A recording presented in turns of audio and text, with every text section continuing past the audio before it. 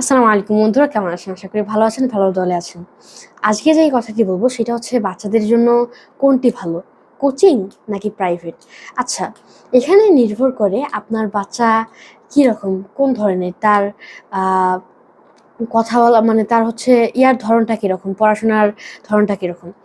আহ, আপনার বাচ্চা যদি ভালো পড়াশোনা মাথায় ধারণ করতে পারে অথবা তার ধারণ ক্ষমতা যদি ভালো থাকে, তাহলে কোচিংটা অনেকটাই ভালো আছে।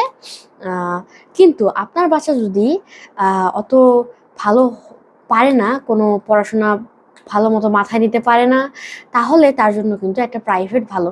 কারণটা কি, কোচিংয়ে আপনার বাচ্চা কি করবে সেটা কিন্তু আপনি দেখতে পারবেন না, আপনার বাচ্চা কিভাবে পড়ছে সেটাও দেখতে পারবেন না। তাই আপনি যদি বাসায় একটা ভালো একটা প্রাইভেট টিচার দেন, তাহলে কিন্তু সে আপনার বাচ্চাকে খুব ভালোভাবেই পড়াবে। অ্যান্ড সেই জন্য হিসাব মতো আপনি যদি কোচিংয়ের চেয়ে আপনার প্রাইভেটই ভালো। আপনি যদি আপনার বাচ্চাকে প্রাইভেট দেন তাহলে খুবই ভালো হবে। কিন্তু আপনার বাচ্চা, আপনার সিদ্ধান্ত। ভালো থাকবেন, সুস্থ থাকবেন। আল্লাহ হাফেজ।